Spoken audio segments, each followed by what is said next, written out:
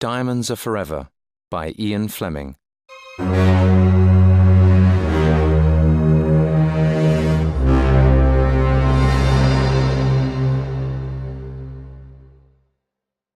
Chapter 1. The Beginning of the Pipeline. The large bush stood in the moonlight at the meeting place of 3 African countries. The man from the diamond mines had waited under the bush for nearly 2 hours. Suddenly, he heard the noise of a helicopter. He looked up and saw it coming towards him from the east. He waited. When the helicopter was just above the ground, an arm came out. A torch switched on and off, .. the Morse code for the letter A. The diamond smuggler flashed back B and C, and the helicopter came down safely. After a few moments, its engine was silent. The pilot opened the door and climbed down to the ground. The other man walked across to him. "You're late again," he said. "I had engine problems," said the pilot. "Well, if you've got it, let's have it." The man from the diamond mines reached into his shirt and took out a packet. He gave it to the pilot. The pilot dropped the packet into the pocket of his shirt. "Things are getting difficult at the mines," said the diamond smuggler. "A man has come from London. His name's Silito. The Diamond Corporation has sent him. Some of my men are afraid. One day one of them is going to talk." "Do you want me to tell this to ABC?" asked the pilot. "Yes," said the other man. "They must know about Silito. Our mines are losing more than £2 million a year because of smuggling. The corporation wants the government to stop it. And that means stop me." "What do you want?" asked the pilot. "More money?" "Yes," answered the diamond smuggler. 20% more." "I'll pass the message on to Dakar," said the pilot. "If they're interested, they'll send it on to London. But don't push them too hard. Already 3 men have died in the last 12 months in accidents. 2 were stealing diamonds from the packets. The other man tried to run away." For a moment, the 2 men looked silently at each other in the moonlight. Then the pilot climbed up into the helicopter. "I'll see you in a month," he said. The diamond smuggler watched the helicopter fly away to the east. With it went the diamonds, which would be sold for £100,000. His men had stolen them from the mines during the past month. The diamond smuggler got on his motorcycle and rode off towards Sierra Leone.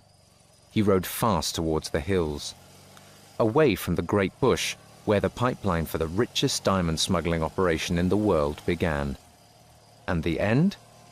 5,000 miles away, around the necks of rich women.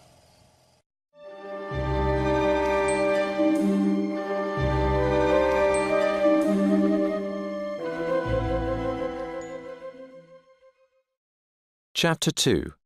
James Bond, Secret Agent. Commander James Bond of the British Secret Service picked up the diamond from the desk and held it in front of the desk lamp. He was a tall, handsome man with blue eyes and dark hair. He wore an expensive dark blue suit and a white shirt. Bond looked carefully at the diamond. It was a carat, and its many colors shone brightly in the light. "It's beautiful," Bond said. M, head of the British Secret Service, moved his hand towards a pile of paper packets on the desk in front of him. He opened a packet and pushed it across to Bond. "What you're looking at is the best. A fine blue-white," he said. For the next 15 minutes, M showed Bond many different kinds of diamonds. Finally, he sat back in his chair. He looked worried. 90% of all diamond sales happen here in London," he said. "It's big business.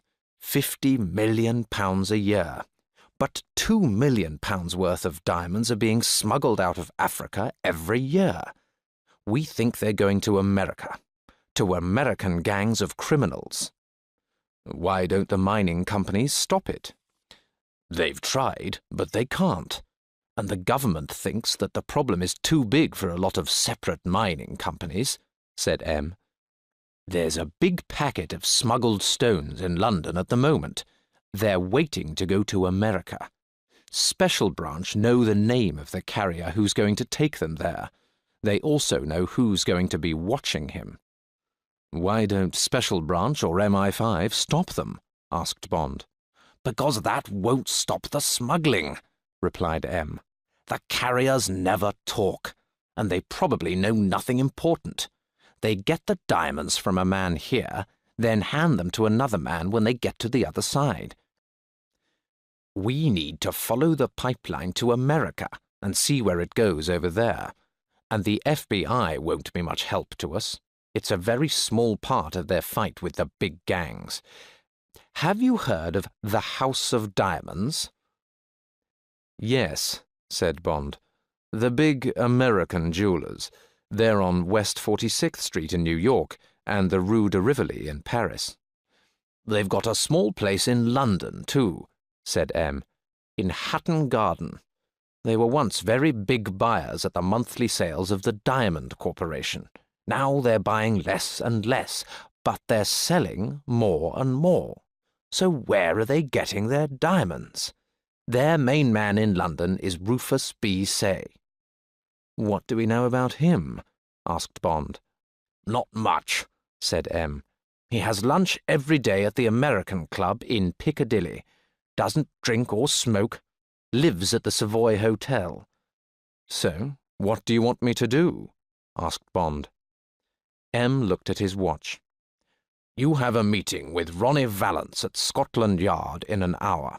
He's going to put you into the pipeline in the place of the carrier." "And then?" said Bond. "And then you're going to smuggle those diamonds into America," said M. "You're going to be facing the Mafia and their American gangs, James, and you'll be on your own."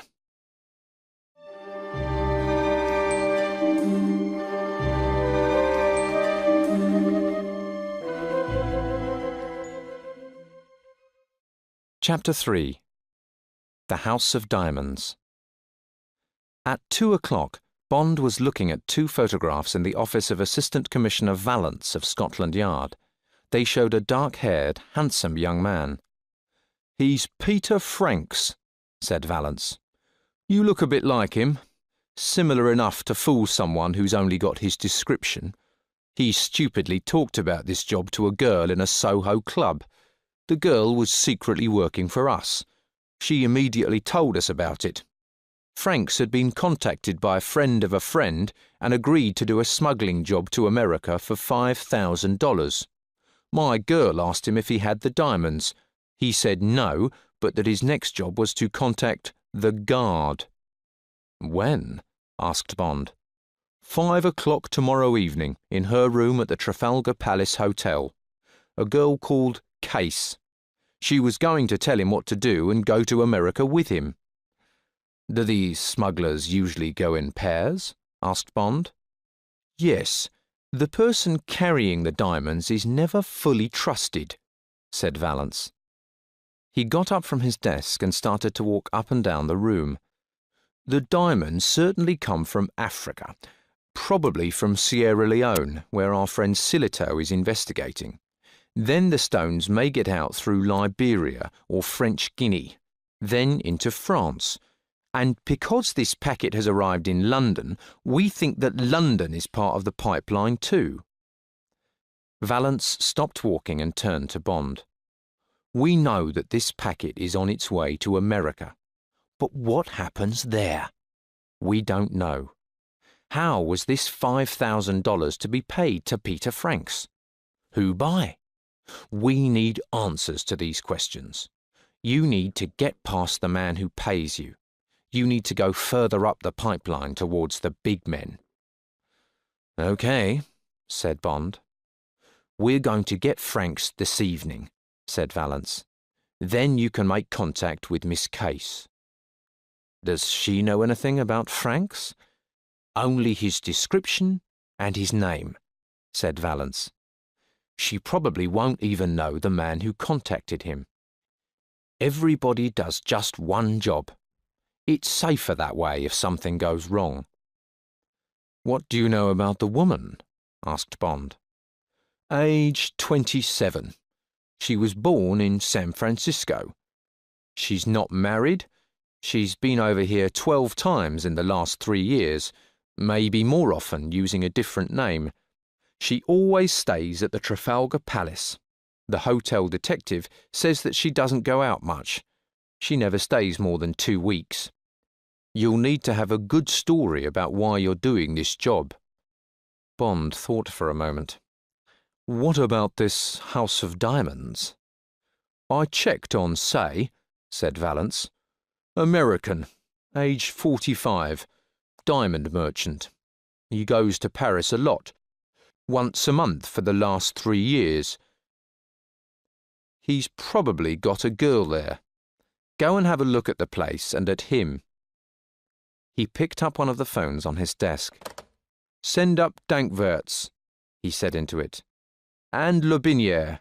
Then get me the House of Diamonds on the telephone." Valance walked across to the window and looked out. After a moment, there was a knock at the door.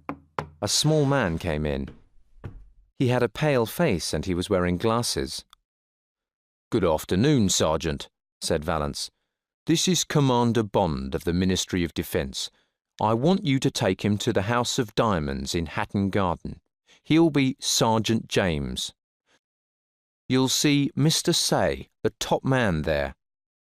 You'll say that you think the diamonds from that Ascot robbery are on their way to Argentina through America. You'll ask Say if he's heard anything about them from his New York office. Any questions?" "No, sir," said Sergeant Dankwerts. A moment later, another man came into the room. He was carrying a small case. "Good afternoon, Sergeant Le Binière," said Valance. "Come and look at my friend." The sergeant stood close to Bond and looked very carefully at his face for a minute. "Who is he going to be, sir?" he asked Valance. "Sergeant James, one of Sergeant Dankwerts' men. Only for 3 hours. All right?" Le Binière took Bond to a chair by the window and opened his case. For the next 10 minutes, he worked on Bond's face and hair. Bond listened to Valance speak to the House of Diamonds on the telephone. "2 of my men will be calling at 3:30 p.m., Valance was saying. "They'll need no more than 10 minutes of Mr. Say's time. Yes. Thank you. Goodbye." Le Binière held up a pocket mirror in front of Bond. Bond looked into it, and he saw someone who certainly didn't look like James Bond. The waiting room at the House of Diamonds was quiet, except for the sound of a wall clock. There was a thick red carpet on the floor. In the centre was a round table and 6 armchairs. Bond guessed that they had cost at least £1,000. Bond and Sergeant Dankwerts sat in armchairs and waited silently. Dankwerts was reading a copy of The Diamond News. Suddenly, the door opened and a big, dark man stepped in and looked quickly at each of them. "My name is Say," he said in a cold voice. "What do you want?" Dankwerts walked round Say and closed the door behind him. "I'm Sergeant Dankwerts of the Special Branch of Scotland Yard," he said calmly. "This is Sergeant James. We're looking for information on the theft of some diamonds. You may be able to help us." While Dankwerts told his story, Bond looked carefully at Mr. Say. He was a large man with a square face and short black hair. His lips were a thin, straight line. He wore a black suit, white shirt, and a thin black tie. Bond decided that Say was a hard, cold-hearted man. "And these are the stones we're interested in." Dankwerts was finishing his story. "Have any of them come through your company here or in New York?" "No, they haven't," said Say. He turned and opened the door behind him. "Now, good afternoon, gentlemen." And he walked out of the room. Some minutes later, Dankwerts was driving towards Bond's flat near the King's Road. "Did you get what you wanted, sir?" he asked Bond. "I'm not sure exactly what I wanted," said Bond. but I was glad to have a look at Rufus B. Say. He doesn't look like a diamond merchant." "He's not a diamond merchant, sir," said Dankworth, smiling. "I read out a list of missing stones. I mentioned a yellow Premier and 2 Cape Unions." "Yes?" "There are no diamonds with those names. And Say didn't know that."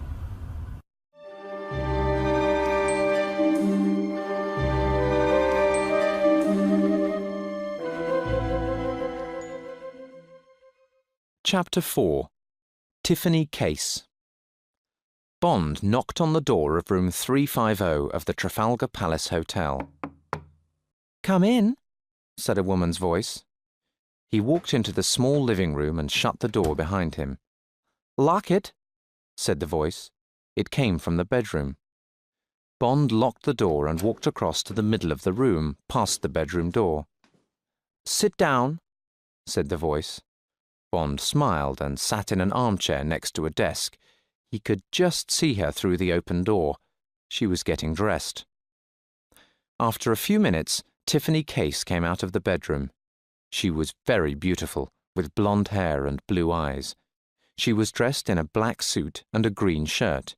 She wore an expensive gold watch on her arm and a large diamond ring on the 3rd finger of her right hand.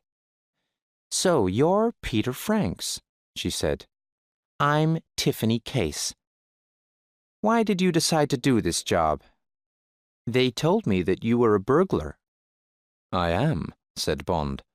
"Something went wrong on the job. There was an argument and a person died." "And now you want to leave the country," she said. "That's right. And I need the money." "Where are you going to carry the stones?" she asked. "Do you have any ideas?" "I thought perhaps the handles of a suitcase would be a good place," said Bond. "Yes?" "No, because the customs men think the same thing," she said. "Do you play golf?" "Yes," said Bond. "Which golf balls do you use?" She took a piece of paper and a pen from the desk. "They're called Dunlop 65s, said Bond. "Okay. Have you got a passport?" she asked. "I have," said Bond, "but it uses my real name, James Bond." She looked at him for a moment, then said, "It's not important. Now listen. You're going over to America to see a man called Michael Tree. His friends call him Shady Tree. Now this is your story. He's an American friend of yours, and you met him in Europe. Okay?" "Okay," said Bond. "You'll stay at the Astor Hotel in New York." She walked to the desk and opened a drawer. She took out a small packet and gave it to Bond. "There's about £500 in there," she said. "Get a room here in London at the Ritz Hotel. Buy a good used suitcase and pack your golfing holiday clothes. Get your golf clubs, then buy a ticket for the Thursday evening Monarch flight to New York. A car will come for you at 6:30 on Thursday evening. The driver will give you the golf balls." "All right," said Bond. "Don't think you can trick us and take the diamonds. The driver will stay with you until your bags go on the plane. And I'll be at London Airport." "What happens in New York?" asked Bond. "Another driver will meet you and tell you what to do next. If anything goes wrong at customs, you know nothing." "Could we meet in New York?" said Bond, smiling. He liked this girl, and she could help him to get further up the pipeline. She looked at him, then looked away. "Well, I suppose we could have dinner Friday night, if the job goes okay. Meet me at 8 o'clock at the 21 Club on 52nd Street. Now I've got things to do." She walked towards the door. Bond followed her. "You'll be all right," she said. "Just stay away from me on the plane." She opened the door and Bond walked out of the room. "See you at the 21 Club," he said. She closed the door behind him and waited to hear his footsteps go away. 20 minutes later, Tiffany Case walked into Charing Cross railway station. She went to one of the telephone boxes and dialed a number. After the usual 2 rings, She heard the click of the automatic recorder taking the call. For 20 seconds she heard nothing. Then the voice of her boss, who she did not know, said, "Speak." She spoke quickly. "Case to ABC. The carrier's real name is James Bond. He'll use that name on his passport. He plays golf and will carry golf clubs. I suggest we use golf balls. He uses Dunlop 65s. I'll call again later this evening." She put down the phone. In a rented room somewhere in London, the recorder stopped. A door opened and closed. Footsteps went softly down some stairs and out into an unknown street and away.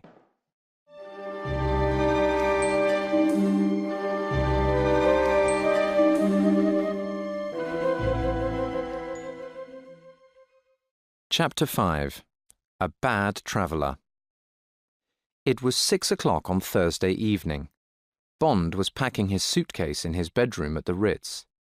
His tickets and passport went into a smaller case, which had been prepared for him by Special Branch. There was a narrow, secret space at the back of the case. This held a silencer for his gun and 30 rounds of .25 ammunition. The telephone rang. It was the girl at the hotel desk. She said, "A man from Universal Export has a letter for you, Mr. Bond." A few minutes later, Bond opened the door to a man from headquarters. He gave a large envelope to Bond. "I have to wait and take this back after you read the note inside, sir," he said. Bond sat at the writing desk and began to read. The note was from M. "Washington reports that Rufus B. Say is Jack Spang, a possible gangster. He is twin brother to Serafimo Spang. Together they control the Spangled Mob, a group working in America. The Spang brothers bought the House of Diamonds 5 years ago. They also own the Tiara Hotel in Las Vegas. This hotel is the headquarters of Serafimo Spang. Washington also reports that Spangled Mob buy and sell drugs. This business is looked after by Michael Shady Tree, a criminal known to the police. The gang has other headquarters in Miami, Detroit, and Chicago. The Spangled Mob is one of the biggest gangs in the United States. If your job takes you into a dangerous meeting with the gang, report at once to headquarters. We will then give the job to the FBI. This is an order." Bond finished reading, then put the note into one of the Ritz envelopes. He gave it to the man from headquarters. After the man had left, Bond walked across to the window and looked out across Green Park. Give the job to the FBI? M would hate to ask the FBI to finish a job. A dangerous meeting would be something for Bond to decide about. He remembered some of his enemies from the past. He was sure that these gangsters could not be as dangerous as them. Or could they? He remembered the hard, cold eyes of Rufus B. Say. Well, he would have a look at the brother, Serafimo. Bond looked at his watch. 6:25 p.m. He put his right hand under his coat and took out the .25 Beretta automatic gun. He checked the gun carefully, then put it back in the holster under his coat. The telephone rang. "Your car's here, sir," the voice told him. The large black car was standing outside the Ritz Hotel. The driver put Bond's 2 cases and golf clubs in the back of the car. He told Bond to sit in the front passenger seat. As they drove through Piccadilly, he looked at his driver. The man's eyes were hidden behind black sunglasses, and he was cold and professional. After a time, the car stopped at the side of the road. The driver reached under his seat and took out a box of new golf balls. He got out of the car and opened the back door. He opened the pocket on Bond's golf bag. Carefully, he put the 6 new golf balls into the pocket with the old ones already there. Then he climbed back into the front seat, and they drove on. At London Airport, Bond's bags went through customs without problems. Tiffany Case came into the departure lounge a few minutes after Bond. There were about 40 other passengers, but there was nobody that Bond recognized except Tiffany Case. He looked round. Were two of the passengers watching him? They looked like American businessmen. One of them was a young man with white hair. The other was fat and had a pale face. Bond heard them ask for double brandies at the bar. The fat man took some pills from his pocket and put one into his mouth. Then he drank some brandy. He had a small case with some writing printed on it. It said, "Mr. W. Winter, my blood group is F." A bad traveller, thought Bond. He slept through most of the flight.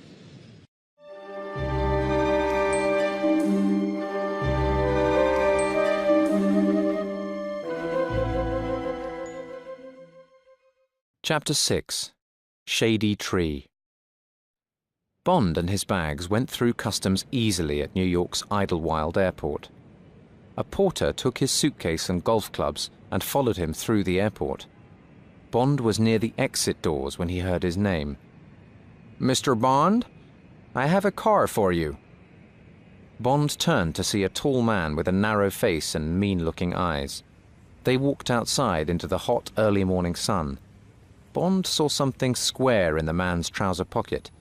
It was about the size and shape of a small gun. The car was a black Oldsmobile sedan. Bond climbed into the front seat. He did not wait to be told where to sit. The porter put his suitcase and golf bag in the back. They drove through the traffic to Manhattan. The car stopped in West 46th Street, the Diamond District of New York. They were outside a smart-looking shop with the name House of Diamonds above the door. Bond took his small case and reached for the golf clubs. "I'll take those," said the driver. "You take the suitcase." Bond followed the driver to a small door at the side of the shop. Inside was a man in a porter's room. "Can we leave the bags with you?" the driver asked him. "Sure," said the man. "They'll be okay here." The driver waited for Bond to get into the lift. The driver carried the golf bag over his shoulder, and they went up to the 4th floor in silence. The driver knocked on a door opposite the lift and opened it. Bond followed him inside. A man with bright red hair and a big moon-shaped face was sitting at a desk. He stood up as they came in. He was a hunchback. He walked slowly round Bond, then stood in front of him and looked up into his face. Bond looked calmly back at the hunchback, seeing the big ears, the half-open mouth, and the short, strong arms. The hunchback's voice was sharp and high. "London tells me that you have killed a man, Mr. Bond. I believe them. Would you like to do more work for us?" "Perhaps," answered Bond. "How much do you pay?" The hunchback laughed, then turned to the driver. "Rocky, get those balls out of the bag and cut them open." He quickly shook his arm and a knife appeared from the arm of his coat and dropped into his hand. A throwing knife, thought Bond, and he's fast. The hunchback sat down behind his desk again. Rocky took the knife and put the 6 new golf balls on the desk. He cut one of them open and put it on the desk. The hunchback took out 3 uncut diamonds. The driver went on with his work until Bond had counted 18 stones on the desk. If the stones were good quality, they could be sold for about £100,000 after cutting. "Okay, Rocky," said the hunchback. "Take the golf clubs and this man's bags to the Astor Hotel. He's staying there. Send them up to his room." After the driver had left, Bond sat in a chair opposite the hunchback. He lit a cigarette. "Now, if you are happy, I'd like my $5,000, Bond said. The hunchback slowly moved the diamonds in front of him into a circle. He looked up at Bond. "You will be paid," he said, "and you may get more than $5,000, but you'll get the money yourself because it's safer. It is very dangerous for a man to suddenly have a lot of money. He talks about it and spends it without being careful. Then the police catch him and ask him where it all came from. he hasn't got an answer. Right? Okay, said Bond. How do I get the $5,000? I'll tell you a story, said the hunchback. Today you met your friend Mr. Tree. That's me.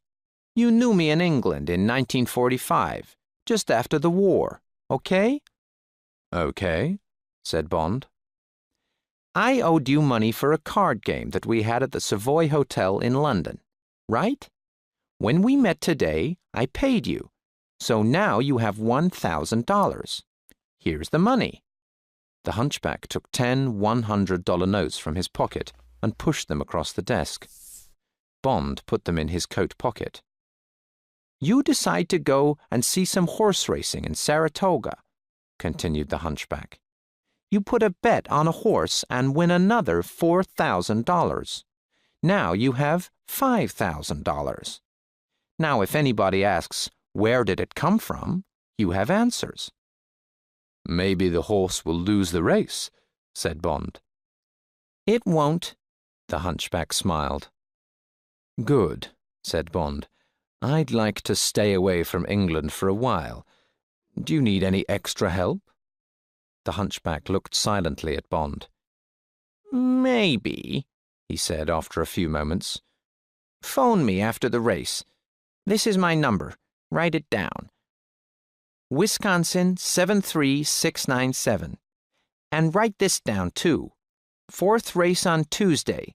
The Perpetuity Stakes. Put your bet on Shy Smile to win. He's a big horse with a white face and white feet.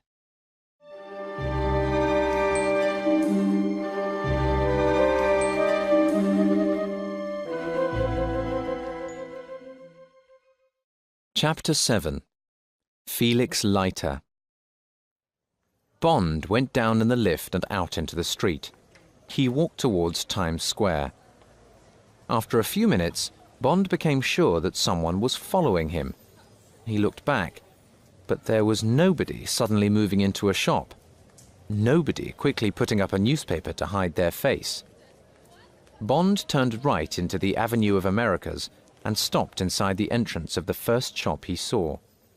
Suddenly, he felt something hard holding his right arm, and a voice said, "Relax, Mr. Bond. Don't move, or you'll have bullets for lunch."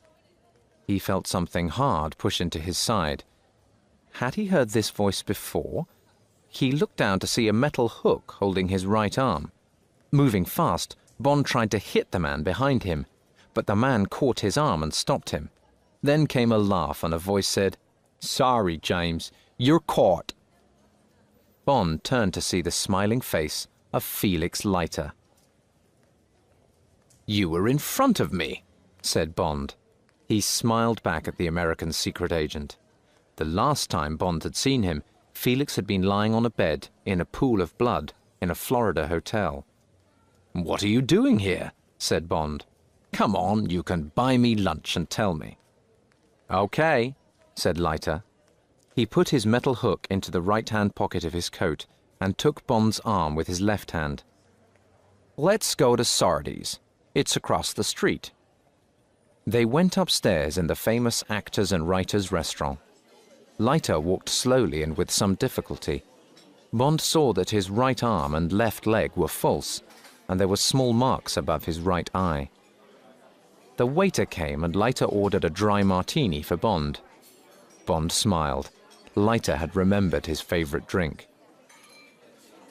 Leiter's smile was warm, but his eyes were watching Bond carefully. "Tell me, what's your business with Shady Tree?" Bond drank his martini and lit a cigarette. "You tell me something first, Felix," he said. "Are you still working for the CIA?" "No," said Leiter. "When I lost my gun hand, they could only give me desk work. So I work for Pinkerton's detective agency now. I'm a private detective. I investigate drugs and fixed horse races, races where they know who's going to win. And I organize men to watch the racehorses in their stables at night. What about you? Are you still with the same people?" "That's right," said Bond. "On a job for them now?" "Yes." In secret? Yes. Leiter looked unhappy. If it's about the Spangled Gang, you're crazy to be working alone. This is dangerous. But maybe we can help each other. I'll tell you why I was near Shady Tree's offices. I think I know, said Bond. You're interested in someone with a white face and 4 white feet. He's called Shy Smile. That's right, said Leiter. He's racing at Saratoga on Tuesday.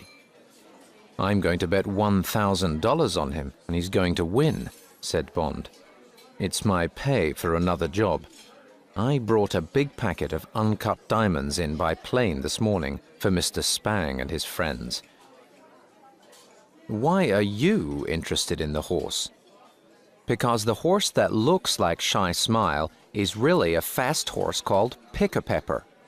The real Shy Smile was a slow horse and didn't win races. They shot him. Don't tell me, said Bond. Pick-a-Pepper's also got a white face and 4 white feet. Right, said Leiter. And they've done a good job with any other small differences. They started planning this more than a year ago. They're going to make a lot of money. It's a very big race. What are you going to do about it? Asked Bond. I don't know. I need to think about it, said Leiter. Let's drive to Saratoga together on Sunday. We can both stay at a quiet place I know, the Sagamore Motel, and meet in the evenings. Good idea, said Bond. Now let's order some lunch and I'll tell you my story. He finished the story when they were drinking coffee. And we think that the Spangs are smuggling the diamonds, and that the House of Diamonds is selling them. I don't know much about Jack Spang, said Leiter, but I've heard about Tiffany Case. Her mother owned a cheap hotel in San Francisco. One day she decided not to pay money to the local gangsters. Some nights later, they arrived and broke doors, furniture, and everything else in the place. Then they attacked Tiffany. It was bad. She was only 16 years old.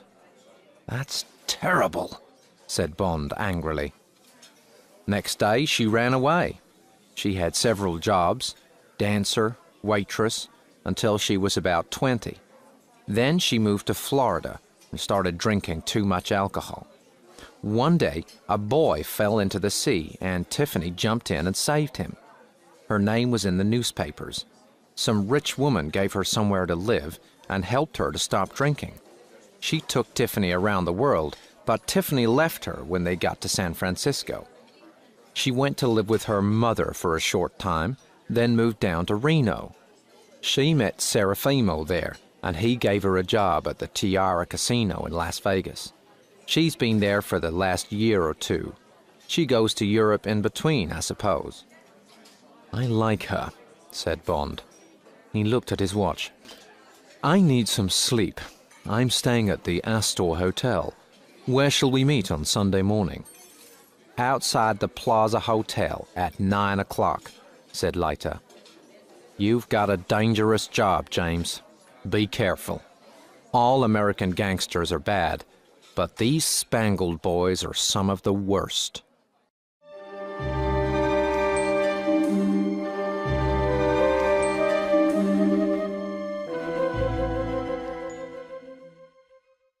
Chapter 8. A Warning from Tiffany. The waiter at the 21 Club brought the martinis with pieces of lemon peel, as Bond had ordered. Tiffany put a cigarette in her mouth and Bond lit it for her. For a moment their eyes met, and Bond could read a message. I like you, her eyes seemed to say, but be kind. I don't want to be hurt anymore. Another waiter came to their table with caviar and champagne. I'm going to Las Vegas tomorrow, said Tiffany. I'm taking the train to Chicago, then to Los Angeles. What about you? I'm going up to Saratoga, said Bond, to bet on a horse and make some money. I suppose it's a fixed race, said Tiffany. There was no smile in her eyes now. You seem to be popular with Shady. He wants you to work with the mob. Bond hated lying to this girl, but it was necessary. "Good," he said. "But who is the mob?" He lit a cigarette and felt her watching him closely. After a moment, she said, "It's called the Spangled Mob. Two brothers called Spang. I work for one of them in Las Vegas. Nobody seems to know where the other one is. Some say that he's in Europe. And then there's somebody called ABC. When I'm working with diamonds, all the orders come from him. The brother I work for is Serafimo Spang. He's more interested in gambling and racehorses. Then there's Shady. He looks after the drug business and other things. There are other men, gangsters. They're tough. You'll meet them." Then she added, unkindly, "I'm sure you'll like them." "It's just another job," said Bond angrily. "I've got to earn some money." "There are lots of other ways," she said. "Just think very carefully before you work for our little gang." "This diamond game looks easy," said Bond. "Why don't we just go on doing it together? 2 or 3 jobs a year will give us good money."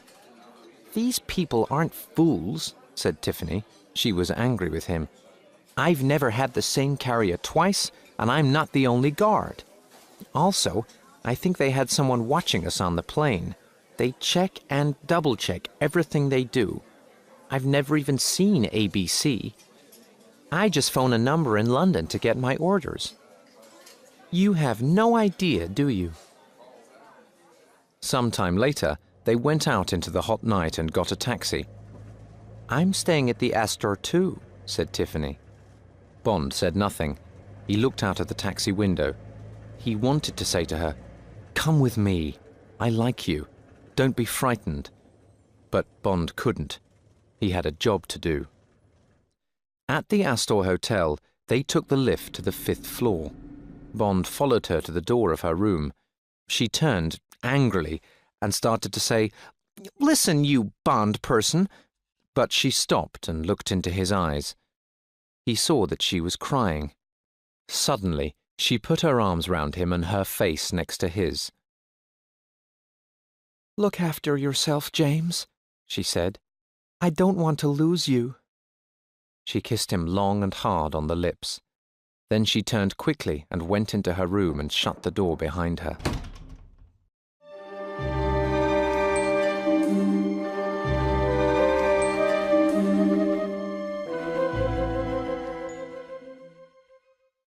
Chapter 9. A Fast Horse. On Saturday, Bond stayed in his hotel room for most of the day and wrote a report to send to London. The diamond pipeline began somewhere near Jack Spang, also known as Rufus B. Say. It ended with Serafimo Spang.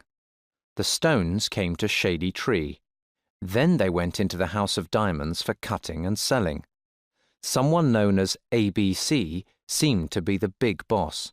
He was probably in London. Bond would try to get further up the pipeline using Tiffany Case. He wrote the report in code. At 9 o'clock on Sunday morning, a black Studebaker car stopped outside the Plaza Hotel. Bond was waiting there with his suitcase. He threw it onto the back seat and climbed in next to Leiter. "It's about 200 miles, said Leiter as they drove out of the city. There was a straight, empty road in front of them.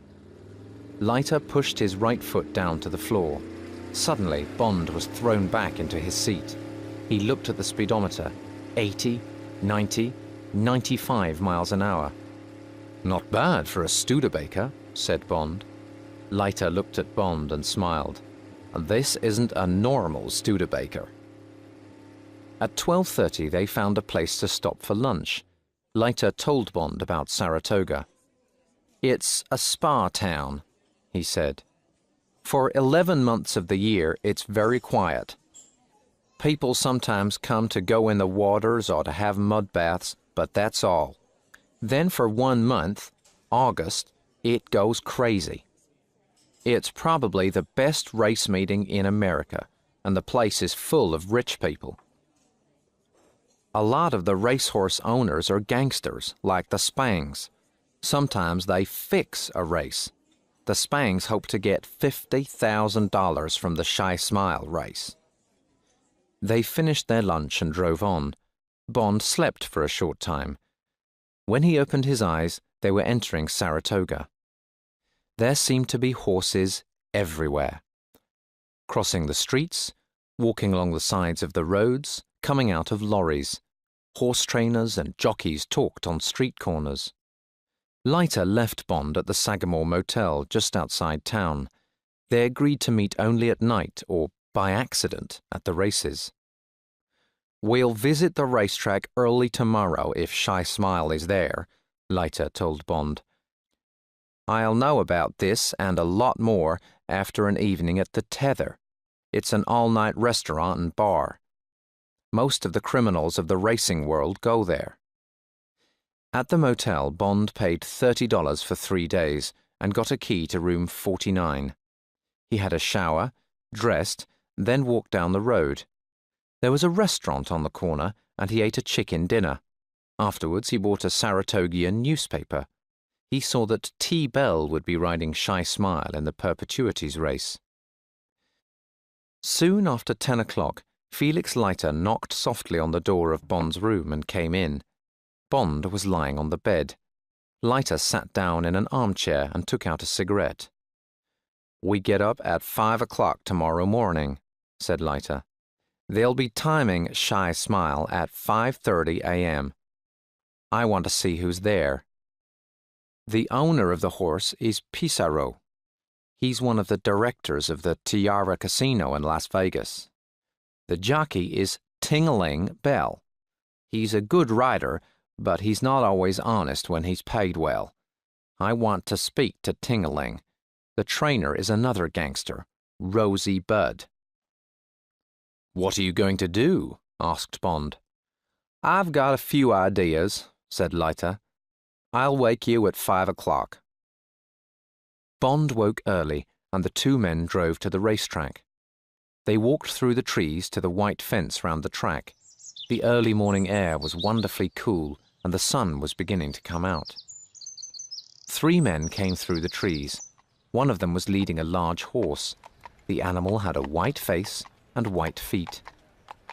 "Don't look too interested in them," warned Leiter. "Turn round and watch the line of other horses coming up the track. I'll watch our friends." Bond turned and looked away. "A man is leading out Shy Smile," said Leiter. "And there's Bud and Pissarro. It's a nice-looking horse. The man is getting on him now.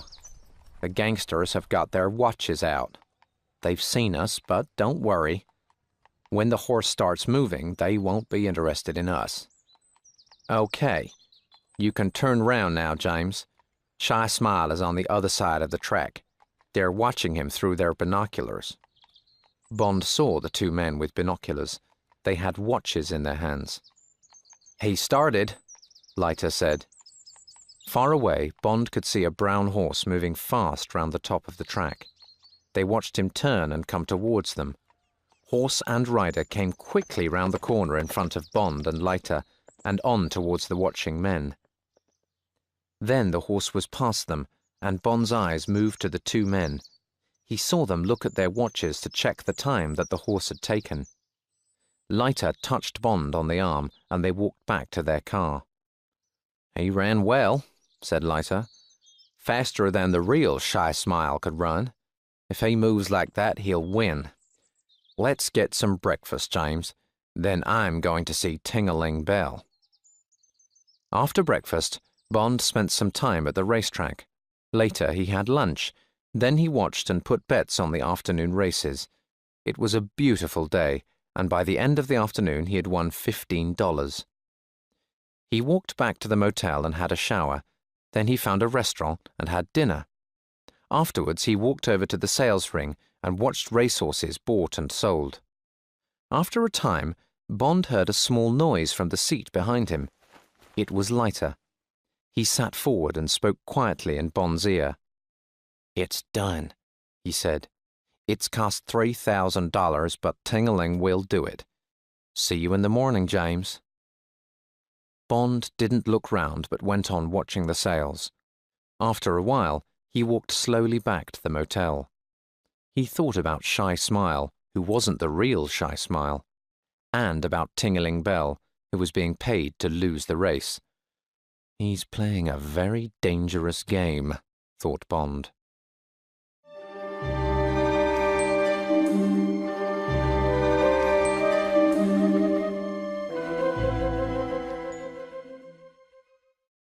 Chapter 10. The Race. Bond sat high up in the grandstand and watched Shy Smile's owner through binoculars. Pissarro was at a table in the grandstand restaurant, not far below Bond. Rosie Budd sat opposite him. There was half an hour to wait before the perpetuities race started. Shy Smile was horse number 10. He was the bottom horse in the betting. The two favourites to win were Come Again and Pray Action. Bond put down his binoculars and remembered what Leiter had told him earlier that day. Leiter had gone to see Bell and had told him that he was a private detective. "I know about Shy Smile, who is really Pick-a-Pepper," Leiter had said to Bell. "If you win, I'll tell everyone what really happened. You'll never ride a racehorse again, Ting-a-ling. Or you can win the race but be disqualified. Knock into the horse nearest to you and stop him winning. Do that, and I'll give you $1,000 now and another $2,000 after the race." A frightened Bell had agreed, but he wanted the $2,000 to be given to him at the Acme Mud and Sulphur Baths. He went there every evening after the races at 6 o'clock. Bond had the $2,000 in his pocket. If Shy Smile got disqualified and lost the race, he would go to the Acme Baths at 6 o'clock and meet Bell. When it was time, the horses came down to the starting place. First came number 1, Come Again, a big black horse. Then came Pray Action, a fast-looking grey horse. The big brown horse with a white face and white feet was behind all the other horses. A nervous-looking Ting-a-ling Bell sat on his back. The horses came to the starting gate, and Bond watched the race through binoculars. A bell sounded, and they moved quickly away. Shy Smile number 10 was close to the fence. Horse number 5 was just in front. Come Again and Pray Action came along next to him. Shy Smile was behind them. Round the corner, and now Come Again was at the front, and Shy Smile was fourth. Down the long straight part of the racecourse, and Shy Smile and Pray Action rushed past number 5. Shy Smile was almost next to the front horse. Now Pray Action and Shy Smile were side by side, together, moving quickly away from the others, coming to the last corner, racing towards the finish. There was a camera filming the race. Bond stopped breathing. Now, he thought. Do it now. Pray Action was nearest the white fence. Ting-a-ling Bell moved Shy Smile nearer to him. Ting-a-ling looked away so that he could not see the grey horse next to him. Suddenly, Shy Smile's head hit Pray Action's head. He pushed Pray Action towards the fence. Pray Action's jockey stood up and had to slow his horse down. Angry shouts came from the crowd. Now Shy Smile was in front, going faster, faster. Moments later, Ting-a-ling Bell took him past the finishing post. He had won. Or had he? Very clever riding, Ting-a-ling, thought Bond. Some minutes after the end of the race, a voice came over the loudspeaker. "Attention, please. Number 10, Shy Smile, has been disqualified. Number 3, Pray Action, is the winner." Bond smiled and walked towards the bar.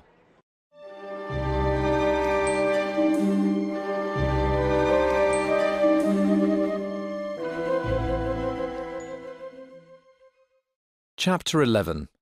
Mud Baths. The small red bus had the words Acme Mud and Sulphur Baths on its side. It went down a short hill towards a group of dirty grey buildings. A tall yellow chimney stood up from the centre. black smoke came from the chimney. The bus stopped by the baths. There was a seat near the entrance, under some dead-looking trees. Bond sat there for a few minutes, trying to prepare himself. He was not happy. He did not like the look of the place, and he did not like what was going to happen to him inside. But after a few more moments, he went inside. The bad smell of sulfur was strong. A woman sat behind a desk, reading a paperback book. She looked up. Yes? "I'd like a bath," said Bond. Mud or sulfur? Asked the woman. "Mud," said Bond. He paid for a ticket. At the back of the room were two doors. One said mud, the other sulfur. Bond went through the mud door. He found himself in a long room with a window in the roof and changing rooms along the walls. It was hot and steamy in the room. Two men sat at a table playing cards. They were naked except for towels around their waists. They looked up at Bond. "Ticket?" one of the men asked. Bond gave him his ticket, and the man gave him a key for one of the changing rooms. He pointed at the door at the end of the room. "The baths are through there," the man said. There was nothing in the changing room except a thin towel. Bond took off his clothes and put the towel round his waist. He pushed the money into his coat pocket. Then he walked out and locked the changing room door behind him. He went through the door at the end of the room. A large black man with no hair met him on the other side. "Follow me," said the black man. The room was square and grey, and there were long tables against the walls. On each table was a heavy wooden box like a coffin. It had a wooden top that covered most of the box. Men's hot, wet faces showed above the sides of most coffins. Bond followed the black man to a wooden seat next to two shower rooms. Bond sat on the seat, and the man went across to an empty coffin. He put a sheet into it. Next, he went to the middle of the room and got two buckets. They were filled with hot brown mud. He poured mud into the empty coffin until the bottom was full. He left it to cool and went to a bath full of ice. From this he took several wet towels, then walked round the room. At each coffin he stopped to put a cold towel around the head of the red-faced man inside. When he had finished, he walked across to the empty coffin. "Okay," he said to Bond. The man took Bond's towel and key. Bond climbed into the coffin and lay down in the hot mud. The man put a cold towel under Bond's head, then took one of the buckets of hot mud. He put the mud all over Bond's body. When he had finished, only Bond's face and a very small part of his body round his heart was white. The man then pulled the sheet round Bond until Bond could only move his fingers and his head. He felt like a trapped animal. 20 minutes, the man said to Bond. He closed the lid. It was 6 o'clock. Bond was uncomfortable and hot. At 3 minutes past 6, the door opened and Ting-a-ling Bell came into the room. The black man came across and put a towel around Bond's head. It felt wonderfully cold.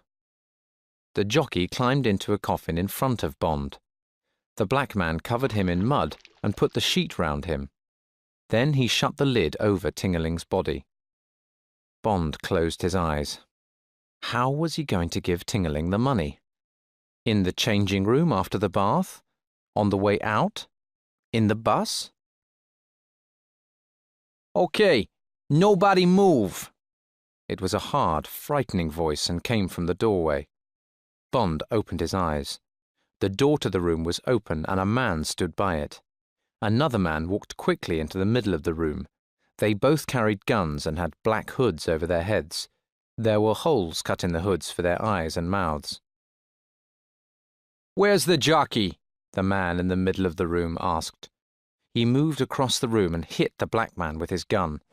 The black man, afraid, pointed. The man with the gun walked towards Ting-a-ling. When he went past Bond, he stopped and looked for a few seconds.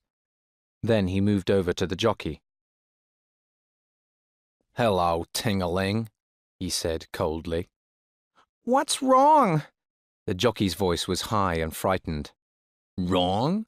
said the man with the gun. "Maybe you've never heard of a horse called Shy Smile. Maybe you weren't there when he was disqualified this afternoon." The jockey started to cry softly. It wasn't my fault, boss. It was an accident." "My friends think that it wasn't an accident." The man put the gun to the jockey's head. "They found $1,000 hidden in your room. Where did it come from?" "I've saved it," cried Ting-a-ling. "It's all the money I've got." The man took the gun away. "You've been riding too much, Ting-a-ling. You need a rest. In a hospital, maybe." He walked across and picked up one of the buckets of hot mud and walked back. The jockey started shouting, "No! No!" as the hot brown mud came out of the bucket and onto his head. When it was empty, the man threw the bucket across the room. "Don't call the police," he said as he walked to the door. He laughed and pointed at Ting-a-ling's coffin. "You'd better get him out before he begins to cook." Still laughing, the two men went out of the room. Some time later, Felix Leiter was sitting in Bond's room at the motel. "What happened next?" he asked. "The two ticket men came running in," said Bond. "They took the lid off Ting-a-ling's box and pulled off the sheet. Then they carried him to the shower. He was half dead, and all of his face was burned." "Describe the two gunmen," said Leiter. "The man by the door was small and thin," said Bond. "The other man was big and fat. He had a red wart on his right thumb." "Went," said Leiter. "And the other man was Kid. They worked for the Spangs, and they always worked together. Wint is always sucking that wart on his thumb. He's called Windy. He gets sick in cars and trains, and he thinks that planes are going to crash at any minute. Kid's got white hair, but he's only about 30 years old. I'll tell the police about them and about Shy Smile. I won't tell them about you, James. I'll be back in an hour." Bond got dressed, then went to find a telephone. He spoke to Shady Tree. "Shy Smile didn't win," he said. "I know," said Shady Tree. "Tell me where you are staying, and I'll send you another $1,000. You'll get the money in the morning. Now, listen carefully. Come to New York and get a plane to Los Angeles. Then get another plane to Las Vegas. There is a room booked for you at the Tiara Casino. At 10 o'clock on Thursday evening, go to the center table of the 3 blackjack tables near the bar. Sit down and bet the $1,000. Do this 5 times. Then get up and leave the table. Don't bet any more, but wait for more orders. Okay?" "Okay," said Bond. Later, Felix Leiter returned and he and Bond went out to dinner. "My boss wants me to go to Las Vegas," said Leiter when they were eating. "He wants to know where the real Shy Smile's body is buried." "Then we're both going to Las Vegas," said Bond. He told him about Shady Tree's orders. "I'll be there by the end of the week," said Leiter. "Maybe we could meet sometimes. Listen, Pinkertons have got a man there. His name's Ernie Cureo. I'll tell him that you're coming and he'll look after you. But be careful, James." Bond smiled. "I'll be careful, but I've got to get further down the pipeline. Also, I've got to get close to Serafimo Spang. I really don't like the Spangs. I don't like what they did to that black man and Ting-a-ling." "Are you still an agent with a 00 number?" asked Leiter. "The number that means that you're allowed to kill?" "Yes," said Bond quietly. "I am." "Good," said Leiter.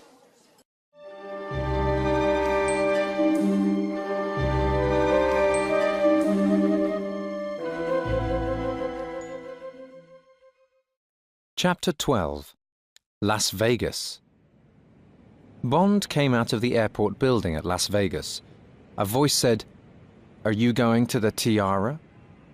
Bond turned and saw a short, heavy man with large brown eyes. "Yes," said Bond. "Okay, let's go." Bond followed him to his car. It was a taxi. He threw his suitcase onto the back seat and climbed in after it. They drove out of the airport. "I'm Ernie Cureo," said the driver. "I'm a friend of Felix Leiter. He told me to look after you. Are you staying long?" "Maybe for a few days," said Bond. After driving for some time, the wide road went on through lines of colored lights and signs until they were in downtown Las Vegas. The sun was uncomfortably hot. "We're coming into the famous strip now," said Cureo after a minute or two. "Here are all the big hotels and casinos. That's the Flamingo, and that's the Sands. And here's the Desert Inn and the Sahara. Over there is the Thunderbird, and across the road is the Tiara." He slowed down and stopped outside the Spang Hotel. "I guess you know all about Mr. Spang," said Cureo. "I know a little," said Bond. "You can tell me the rest another time." "Okay," said Cureo. "I'm sure you'll be safe on your first night." Bond had lunch next to the Tiara's big swimming pool, then went to his room. It was very comfortable, with expensive furniture, a radio and a television. He slept for 4 hours.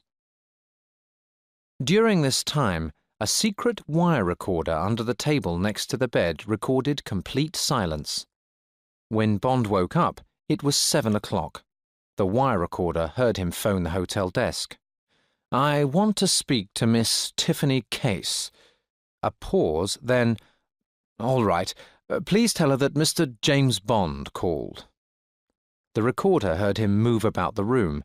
It heard the noise of the shower, and at 7:30 p.m. it heard the noise of the key in the lock when he went out and shut the door. Half an hour later, the recorder heard a knock on the door. A man wearing a waiter's uniform came into the room with a bowl of fruit. There was a note with it. From the hotel manager. The man walked quickly to the table by the bed and removed the wire from the recorder. He put a new wire in the machine. Then he put the fruit on the table and went out and closed the door. For several hours after that, the wire recorder heard nothing. Bond sat in the Tiara bar and slowly drank a martini. "Has Mr. Spang been in tonight?" he asked the barman. "I haven't seen him," said the barman. "He usually comes in about 11 o'clock. Bond walked across to the blackjack tables. He stopped at the center table, the table where he was going to sit at 10 o'clock. It was now 8:30. 8 players sat round the table opposite the dealer. The dealer was about 40 years old. He dealt 2 cards into the 8 numbered spaces on the table in front of the bets. The bets were mostly 5 or 10 silver dollars, or counters worth $20. Nobody spoke. The waitresses moved around in the space inside the circle of tables. From this space, 2 tough-looking men with guns at their waists watched the tables and players carefully. Bond watched the game for a short time, then walked to the Opal Room restaurant. He sat at a corner table and ordered a steak and a martini. Then he ate his dinner and thought about the rest of the evening. He was becoming bored with this job, and he did not like taking orders from a cheap gangster or trying to please Mr. Spang. Just before 10 o'clock, he walked into the casino. There are 2 ways of doing this job, he thought. Sit and wait for something to happen, or make something happen.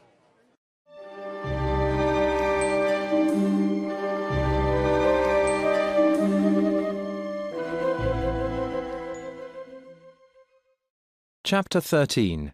An Interesting Evening. The dealer now at the center blackjack table was Tiffany Case. So that's her job at the Tiara, thought Bond. All the blackjack dealers at the tables were pretty women. They all wore the same smart Western clothes, short grey skirt with a wide black belt, a grey shirt, and a black handkerchief round the neck, a grey cowboy hat and black boots.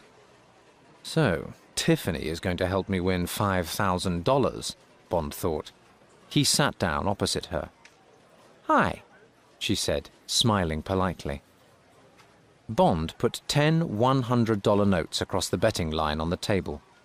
One of the two tough-looking men walked across and stood next to Tiffany. He was called a pit boss. "Maybe this man would like new cards," the man said, looking at Bond. He gave Tiffany a new pack of cards, then he moved away.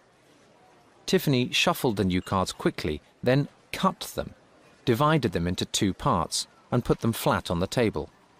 But Bond saw that the two halves were not quite the same. When she shuffled them again, she was going to put the cards back into the same place. She put them in front of Bond to cut. He watched her shuffle them again, cleverly moving the cards just where she needed them. And so the new pack of cards was fixed. She dealt him 2 cards, then gave 2 to herself. Bond looked at his 2 cards, a jack and a 10. He looked up at the girl and shook his head. He didn't want another card. She turned her cards over.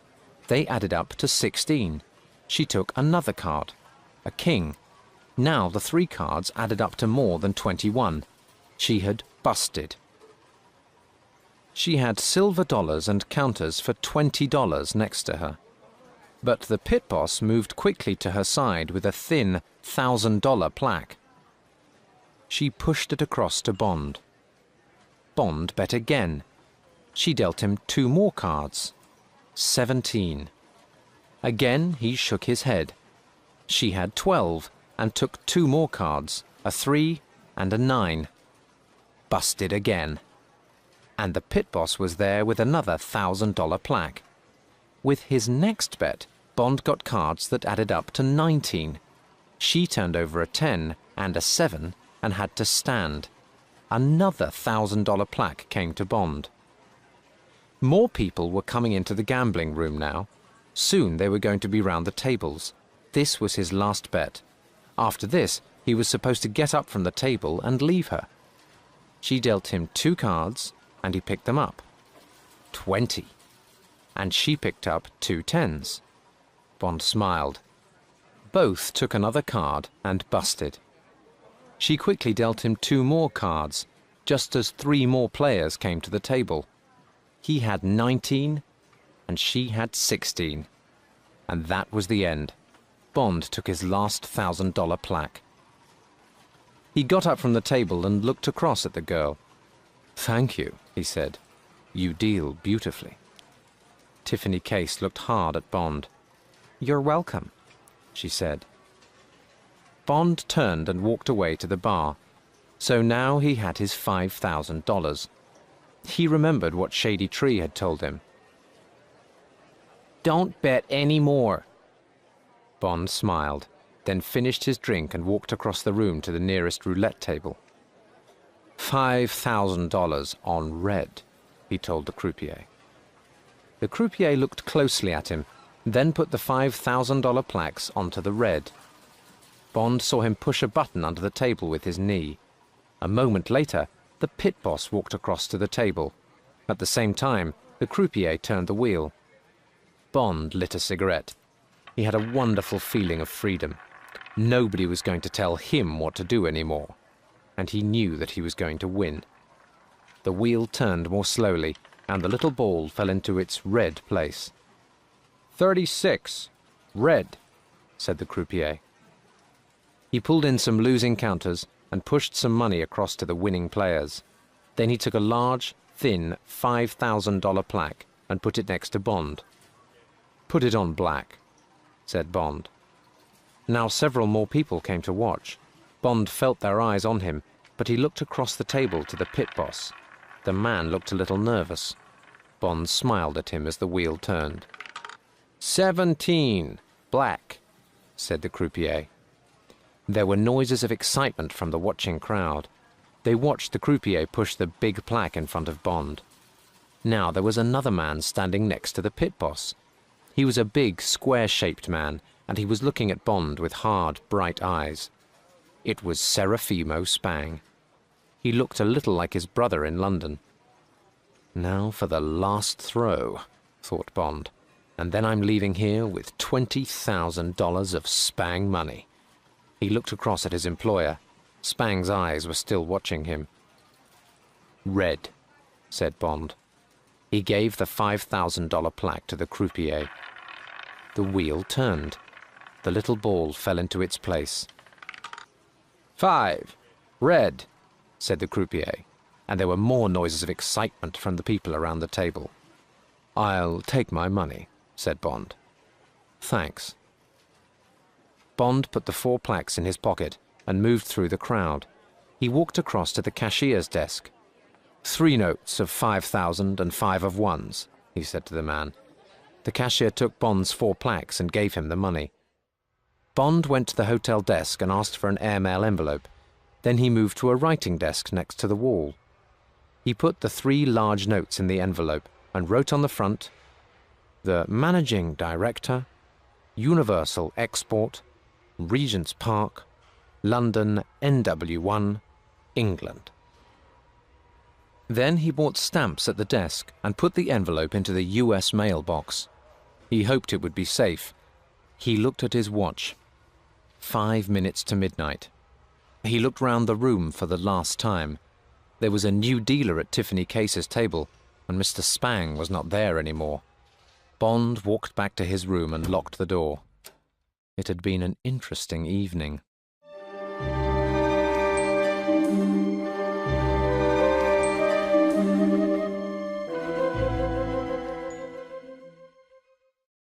Chapter 14. Gunfights.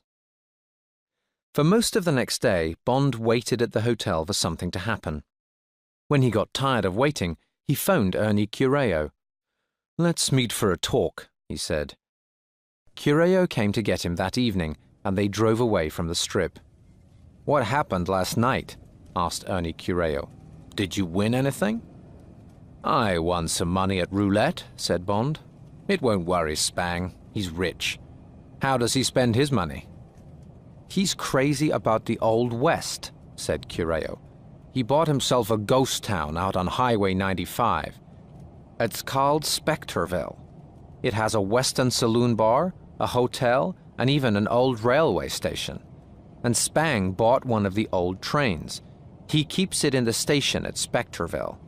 At weekends, he takes his friends for a ride to Rhyolite.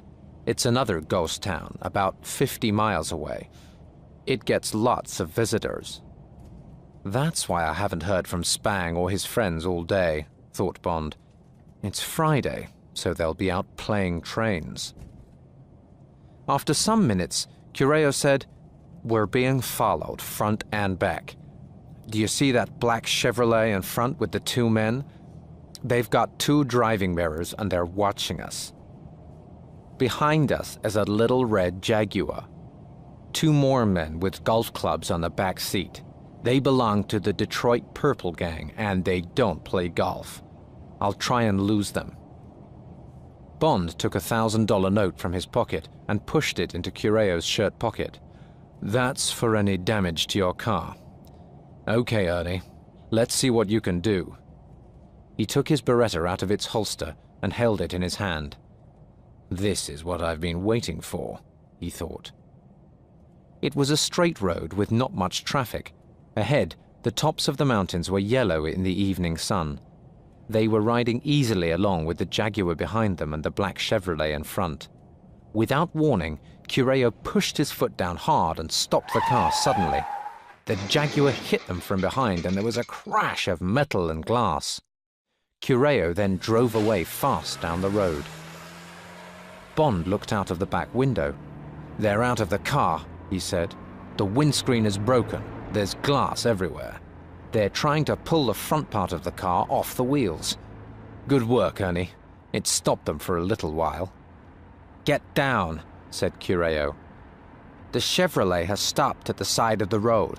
They may try some shooting." Bond felt the car move forward fast. Cureo was half lying on the front seat, driving with one hand. There were 2 loud cracks as they went past the Chevrolet. Glass fell around Bond. The car almost went off the road before Cureo got it straight again. Bond pushed out the broken glass in the back window. The Chevrolet was coming after them. "I'm going to turn suddenly and stop in the next side road," said Cureo. "It'll give you a clear shot when they come round the corner after us." "Now!" The car went round the corner on two wheels, and Bond held onto his seat. The car stopped suddenly. Bond jumped out, his gun in his hand. The Chevrolet came round the corner fast. Bond fired his gun. Crack! Crack! Crack! Crack! All 4 bullets hit the car. The Chevrolet went across the road, hit a tree, turned completely round and went slowly over onto its side. And stopped. Bond watched fire come from the front of it. Someone was trying to get out of a window. Soon the flames were going to find petrol on the ground and the whole car was going to explode. It was going to be too late for the man inside. Bond heard a sound behind him. He turned to see Ernie Cureo fall from the driver's seat of the taxi and across the passenger seat. Bond forgot the burning Chevrolet and pulled open the car door. There was blood all over Cureo's arm. Bond pulled him carefully onto the passenger seat and his eyes opened. "Get me out of here," he said, "and drive fast. That Jaguar will soon be coming to find us. Then get me to a doctor." "Okay, Ernie," said Bond. He got into the driving seat and started the car. He moved fast down the road, away from the burning Chevrolet. "Can you see anything in the mirror?" asked Cureo. "There's a car coming fast after us," said Bond. "It's the Jaguar." "We have to find somewhere to hide," said Cureo. "There is a drive-in cinema near here. There. Turn right. See those lights? Get in there quick. That's right, between those cars. Turn off your lights. Stop." The taxi stopped in the back line of 6 rows of cars. They looked towards a large cinema screen. A man was saying something to a woman on the screen. 2 more cars drove in and stopped. Neither of them was the Jaguar. A girl came up to the taxi. "That's $1, please," she said. She connected a loudspeaker to a metal post next to the car. Then she hung the speaker inside the window next to Bond. The voices of the man and woman on the screen filled the car. The girl moved away to the next car. "Turn the sound off," said Cureo. He spoke with difficulty. "Watch the entrance. We'll wait a little while, then you can get me to a doctor." Bond found a switch and the voices stopped. He looked out into the darkness towards the entrance, but could see nothing. Suddenly, a dark shape came up from the ground and a gun was pointing at Bond's face. Then a voice from outside Ernie Cureo's side of the car whispered, "Okay, boys, don't do anything stupid." Bond looked at the face next to him. "Get out, or we'll shoot your friend," the man told him. "You and the 2 of us are going for a drive." Bond turned and saw the gun pushed into Cureo's neck. "I'll go with them, Ernie," he said. "I'll soon be back to get you to a doctor." "Sorry, friend," said Cureo in a tired voice. "I think—" There was a soft noise as the gun hit him behind the ear. He fell forward and was silent. Bond stepped slowly out of the car, and the 3 men walked towards the entrance.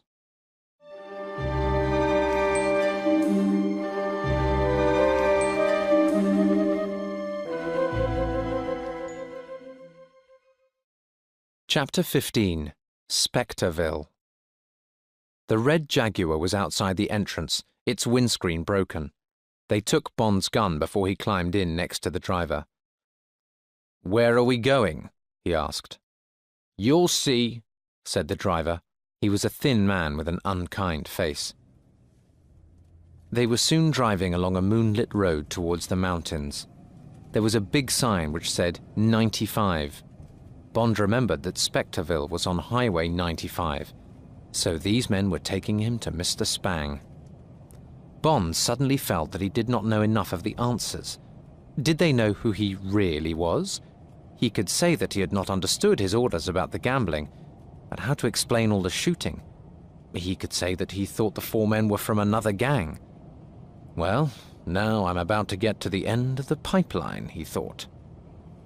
After 2 hours of driving, they stopped outside some high gates. There was a sign outside. It said, "Spectreville. Do not enter. Dangerous dogs." On the gate was a button and a speaking box. A small sign next to it said, "Ring and say who you are." The driver pushed the button and a voice said, "Yes," from inside the box. "Frasso and McGonagall," said the driver loudly. "Okay, McGonagall," said the voice. There was a click and the gates slowly opened.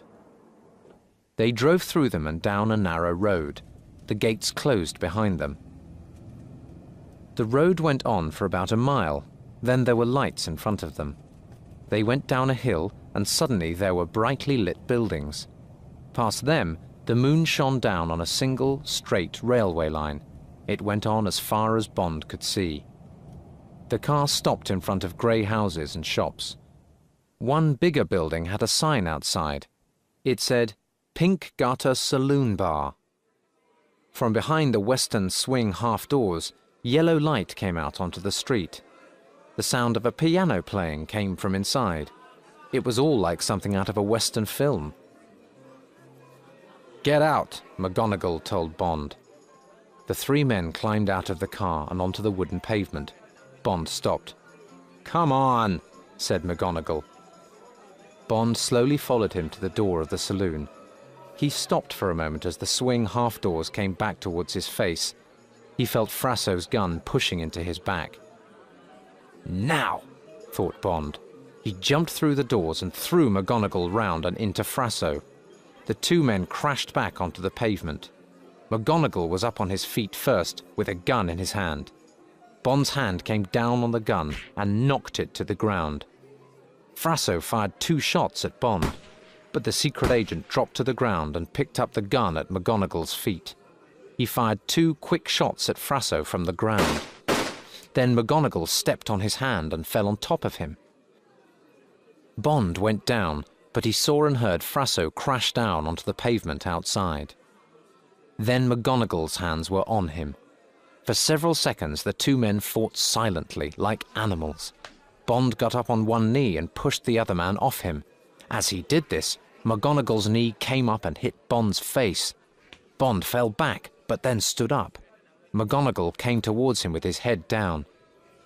Bond turned away quickly, but the gangster's head hit him in the chest, and 2 fists crashed into his body.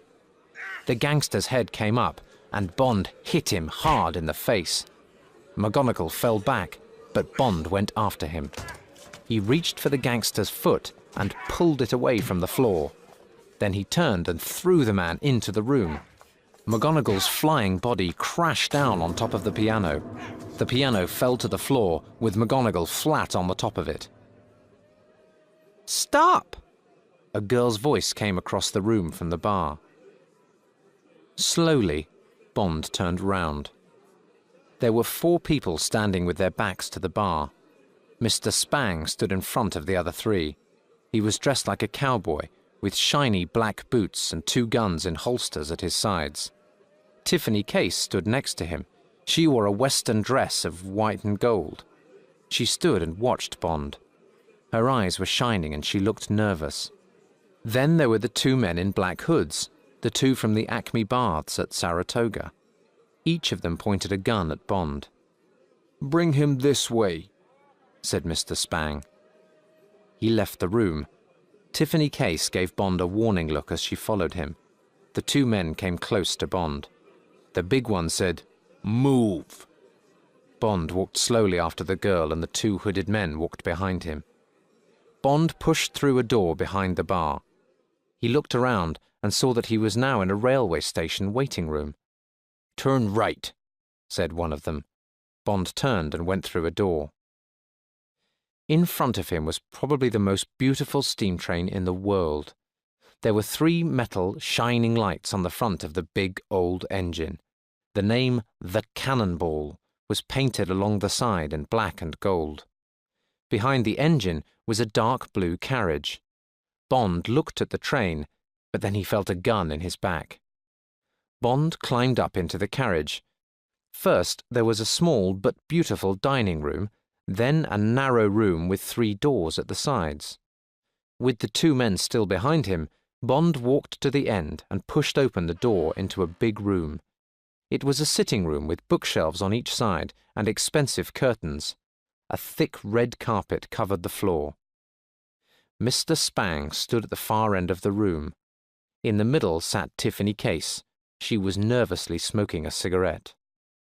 Bond walked to a comfortable chair. He turned it towards Spang and Tiffany and sat down. He crossed one knee slowly over the other, then lit a cigarette. "Stay here, Wint," said Mr. Spang. "Kid, go and phone Detroit. Tell them to send more men." He turned towards Bond and his eyes shone angrily. "Now, who are you and what's happening?" Bond did not like Spang's question. "I'll need a drink if we're going to talk," said Bond. "Bourbon." "Get it, Wint," Mr. Spang said coldly. The big man walked out of the room. Minutes later, he came back and pushed a glass into Bond's hand. "Thanks, Wint," said Bond. He drank some of the bourbon, then put the glass down on the floor next to him. He looked up at Mr. Spang. "I did my job and got paid," said Bond. "It was my money, and I decided to gamble with it. Then a lot of your men came after me. If you wanted to talk to me, why didn't you just telephone me? When they started shooting, it was time for me to shoot back. So I did." Without taking his eyes off Bond, Mr. Spang slowly pulled a piece of paper from his shirt pocket. Bond knew that the piece of paper was bad news for him. Really bad news. "This is a message from a good friend in London. It says, 'Peter Franks is held by the police. Find out if the job is in any danger, then kill the new carrier and send a report.'" There was silence in the room. Mr. Spang looked hard at Bond. "Well, Mr. Whoever you are," he said at last, "this looks like a good year for something horrible to happen to you." Bond tried to stay calm. He knew that they were going to hurt him, badly. But how? He reached down for his drink. Now he knew that the 2 Spangs were the beginning and the end of the diamond pipeline. He had completed his job. He knew the answers. Now, in some way, he must get the answers back to M. "I took the job from Peter Franks," he said. "He decided that he didn't like it, and I needed money." "You're lying," said Mr. Spang. "You're with the police, or you're some kind of private detective. I'm going to find out who you are, who you work for, and what you know." He turned angrily to Tiffany Case. "How did he trick you? Are you stupid?" "No," said Tiffany. "ABC sent this man to me, and he seemed okay. Was I supposed to tell ABC to try again? And maybe this man is telling the truth." Her angry eyes turned towards Bond, and he saw fear in them. Fear for him. "Well, we're going to find out," said Mr. Spang. "Wint, get Kid and the boots." The boots? Bond sat silently. He had to be strong now. He must tell them nothing. He had to think of Ernie Cureo and Felix Leiter, and maybe Tiffany Case. He heard the 2 men come up behind him. "Take him out onto the station," said Mr. Spang. "Okay, boss," said Wint. The 2 hooded men sat down. They put football boots down on the thick carpet next to them. Then they started to take off their shoes.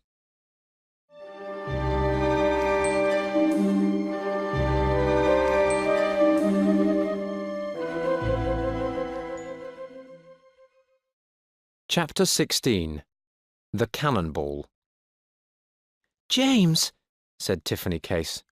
"wake up."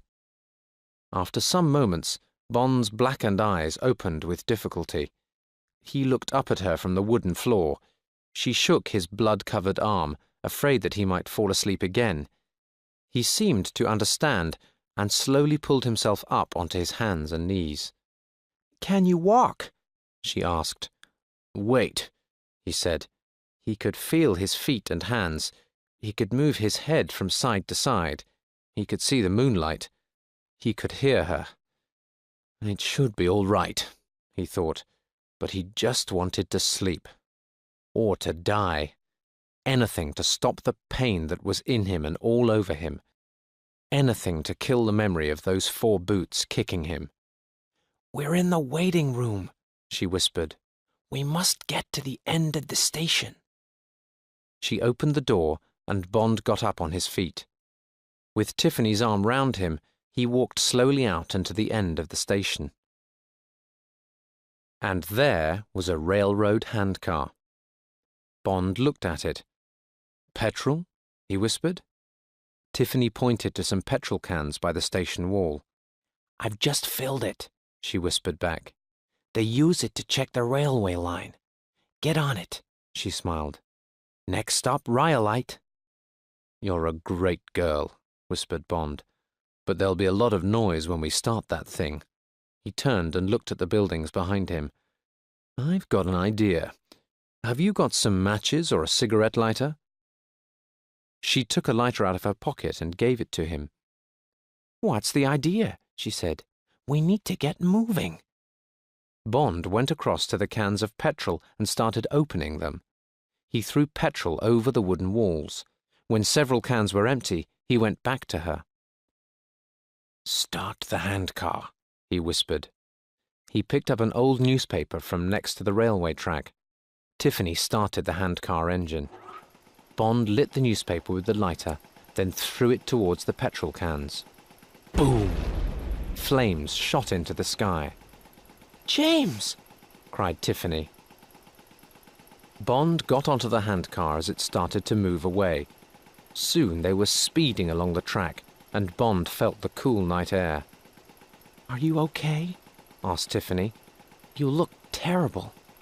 "Nothing's broken," said Bond. "I had to sit and listen to them kicking you," she said.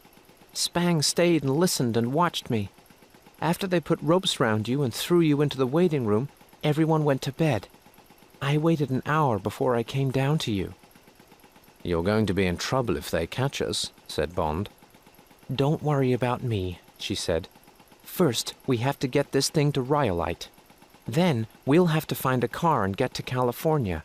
I've got money. We need to get you to a doctor and buy you a new shirt. I've got your gun. I got it after Spang went to bed." She opened her shirt and took it from her belt. Bond took it from her and pushed it into the top of his trousers. His shirt was covered in blood. The miles went by. Every few minutes, Bond turned and looked behind them. They had been traveling nearly an hour when they heard a new sound. "It's the cannonball," said Tiffany. They looked back along the railway line. Was that a small light far away? "How far is it to Rhyolite?" asked Bond. "About 30 miles. "How fast can this thing go?" "About 30 miles an hour." After 15 minutes, Bond could see the lights on the front of the big engine. "Are we okay for petrol?"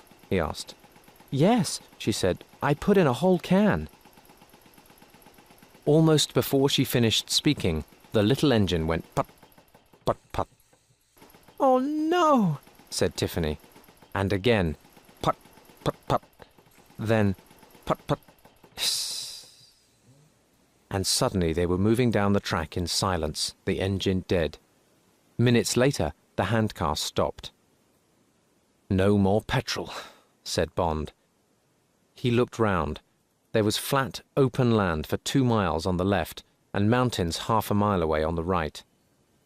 "Come on, Tiffany," he said. "We've got to go." He looked round and saw her running down the track in front of the handcar. After a moment, she turned and ran back. "There's a sideline in front," she said. "If you can move the points on the track, we can push this thing down the sideline. Then the train will miss us." Bond smiled. "I've got a better idea. Come on, Start pushing." Once it started moving, the handcar moved down the track easily. They came to the points by the sideline, and Bond went on pushing until they were past them. "What are you doing?" asked Tiffany. Bond ran back to the points. "We're going to send the cannonball down the sideline. Help me move the point switch." They both pulled hard on the switch. The pain in Bond's arms was terrible, but slowly the old metal moved for the first time in 50 years. Then it was done, and Tiffany helped Bond back to the handcar. Suddenly, the night air was full of the noise of the great metal train as it rushed towards them. "Get down and don't move," shouted Bond. He pushed Tiffany down behind the handcar. Then he went across to the side of the railway line and took out his gun. A bullet hit the ground next to him. Crack, crack, crack. Now he could hear the gun above the sound of the engine. And then the big engine flew into the sideline with a scream of metal. Bond saw Spang in the cab of the engine. He was almost falling out, holding the side of the cab with one hand and driving the engine with the other. Bond lifted his gun and fired 4 shots. He saw Spang's white face suddenly turn up to the sky. Then the great black and gold engine was past him and rushing towards the Spectre Mountains. Its lights cut through the darkness and a warning bell began to ring, but nothing could stop it now. Bond put the gun into his trousers as Tiffany Case ran across to him. They watched the engine go behind a large rock, and suddenly there was a terrible crash and a great burst of fire. And then, silence. "And that's the end of one of the Spangs," thought Bond. "Let's get away from here," said Tiffany. It took them an hour and a half to walk the 2 miles to the main road. Tiffany half-carried Bond. When they reached the road, he fell down, full of pain. The girl sat and held him against her. She cleaned his face with a corner of her shirt. An hour later, a low black car stopped next to them. A head came out of the driver's window. A friendly Texan voice said, "Felix Leiter, miss. What can I do for you on this beautiful morning?" "And when I got into town, I called my friend Ernie Cureo," said Leiter. "His wife told me that he was in hospital, so I went and saw Ernie, and he told me the whole story. So I drove through the night to Spectreville and saw that the place was on fire. The gates were open, so I went inside. The only person there was a man on his hands and knees trying to get away. He had a broken leg, and his name was Frasso. I made Frasso tell me everything. Then I left him for the fire department to find when they arrived. Next, I drove towards Rhyolite. I found a pretty girl in the middle of the road, and here we are. Now tell me your story." "So I'm not dreaming," thought Bond. "I am in the back of the Studebaker, and this is Tiffany's arm under my head, and that is Felix, and we are going down the road to a doctor, some food, a bath, a drink, and sleep." He lay still and listened to their voices. At the end of Tiffany's story, Leiter said, "We'll be in Los Angeles by lunchtime. Before that, we could stop at Olancha and get James to a doctor, but we must get you and James out of the country as soon as possible. Once the rest of the Spangled Mob finds you, they'll kill you. We need to get you on a plane to New York tonight and on your way to England tomorrow." "But who is this man Bond?" said Tiffany. "Is he a private detective?" "Ask him yourself," Bond heard Leiter say carefully. "Don't worry, he'll look after you." After that, Bond fell asleep. He woke up outside the house of Dr. Otis Fairplay in Olancha. The doctor cleaned Bond's cuts. Then he, Leiter, and Tiffany got some breakfast before they drove away again.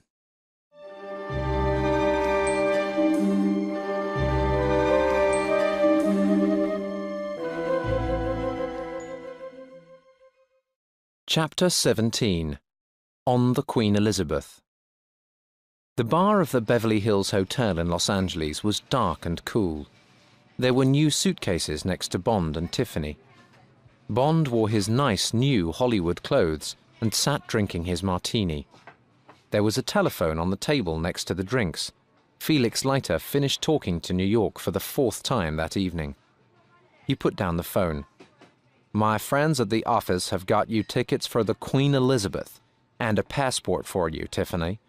The ship leaves from New York for England tomorrow night at 8 o'clock. They'll meet you at LaGuardia Airport in the morning. They went to get the rest of your things from the Astor, James." "Thanks, Felix," said Bond. "There's a report in the newspaper about the Spectreville fire," Leiter went on. "Nothing about Spang. My friends tell me that the police aren't looking for you, but the gangsters are. They'll pay $10,000 to the person who kills you. Get on the ship and stay in your cabins for 2 or 3 days. Now, I've got to get back to Las Vegas tonight." Leiter drove them to the airport. "You've got a good friend there," Tiffany told Bond when they were watching him drive away. On the plane, Bond sat in his seat and thought about the beautiful Tiffany sitting next to him. He knew that he was very near to being in love with her. But what about her? Would she ever be able to trust and perhaps love a man again? He thought too about the diamond smuggling pipeline. One part of it was finished, but Serafimo was only the end of the pipeline. Jack Spang and the mystery man ABC were the real bosses. Did Jack Spang and ABC know about his and Tiffany's escape? So now they had to find Jack Spang, and then ABC. The Secret Service could only find the man at the beginning of the pipeline in Africa through ABC. He planned to send a report to M when they were on the Queen Elizabeth. Valance's men could then do the rest. There would not be much for Bond to do in London, only write reports. At about 4 o'clock on Sunday afternoon, Bond and Tiffany went to their cabins on the Queen Elizabeth. A man watched them go on to the ship. He then walked quickly to a telephone. 3 hours later, 2 American businessmen got out of a black car and walked onto the ship. One was a young man with white hair. The name on his small case was B. Kitteridge. The other man was big and fat. He looked sick. The name on his suitcase was W. Winter. Below the name were the words, "My blood group is F." 3 days later, Bond met Tiffany in the ship's veranda grill for dinner. The weather was fine and the sea was calm. "Now tell me, James," said Tiffany, "what do you do and who do you work for?" "I work for the government," said Bond. "They want to stop the diamond smuggling." "You're a sort of secret agent." "Just a government worker," said Bond. "Okay," said Tiffany. They were silent for some minutes. Then she suddenly put a hand on his hand. "Listen, you Bond person. I love being here with you." "And I love being with you, Tiffany," said Bond. He paused, then went on. "Felix told me a little about you, about the attack." "Oh," she said. "Did he?" She began to shake a little. "Don't think about it," said Bond. "This is today, here and now, not yesterday or a long time ago. Tell me about your work as a dealer at the casino." She became calmer, and they talked about blackjack. "Now tell me about you," she said. "What sort of a woman do you like?" "Somebody who can make good sauce béarnaise," said Bond, smiling. He looked closely at her. "And she's got to have gold hair and blue eyes, and she must know how to play cards. The usual things." She laughed. "And would you marry this person?" "I'm almost married already. To a man. His name's M." Later, Bond took her back to her cabin, then went to his cabin and had a shower. Soon after, there was a knock on the door. A waiter came in carrying a small tray. "What's that?" asked Bond. "It has just come up from the kitchen," said the man. He went out and closed the door. Bond looked at the tray. On it was a bottle of champagne, a plate with 4 small pieces of steak, and a small bowl of sauce. Next to this was a note. It said, "Miss T. Case made this sauce béarnaise without my help. The chef." Bond smiled and filled a glass with champagne. He put a lot of the sauce on a piece of steak. He ate it, then he went to the telephone. Tiffany? He heard a little laugh at the other end. Then he said, Well, you can certainly make wonderful sauce béarnaise. He put the phone down carefully.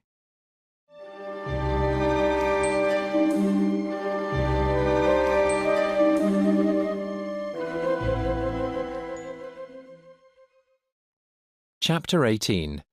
Dead Men Can't Speak. It was 11 o'clock the next evening.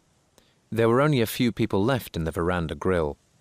It was quiet, with only the soft sound of the sea outside. Bond and Tiffany had finished their dinner. They were holding hands and looking silently into each other's eyes. After a time, they got up and walked to the smoking room. They found a small table in a corner and ordered coffee. Bond suddenly saw that two men were looking at him. They were sitting at a table across the room, and they looked away quickly. One man had white hair, and the other was big and fat. Bond looked carefully at the fat man. Had he seen this man before? He turned back to Tiffany. Those two men across the room seem interested in us, he said. She looked past his shoulder. They're not looking at us now. The fat man's sucking his thumb. The white-haired man just looks stupid. Sucking his thumb, said Bond. He was trying to remember something. Forget it, James, said Tiffany. Let's go. They finished their coffee and went down the stairs to the deck below. Bond put his arm round her, and Tiffany put her head on his shoulder. They walked in silence until they were inside Bond's cabin. Then Bond put his arms around her and said softly, My darling. Bond woke up to the sound of the telephone. The last thing he remembered was the door closing after Tiffany had left sometime during the night. The telephone bell rang again. Bond picked the telephone up. A voice said, There is a message for you, sir. Shall I send it down to you? Yes, thanks, said Bond. He looked at his watch. 3 o'clock in the morning. He climbed out of bed and went into the shower. Afterwards he pulled on a shirt and trousers. There was a knock on the door. Bond opened it and took the message from the man outside. It was from the Chief of Staff in London. It said, Secret check of Say's office found message to ABC from QE, signed by Winter. Winter knows that you are on Queen Elizabeth. Reply addressed to Winter orders him to kill Tiffany Case. We believe Say is ABC. Say flew to Paris yesterday and is now reported to be in Dakar. We think that man at Sierra Leone is beginning of pipeline. He is being watched.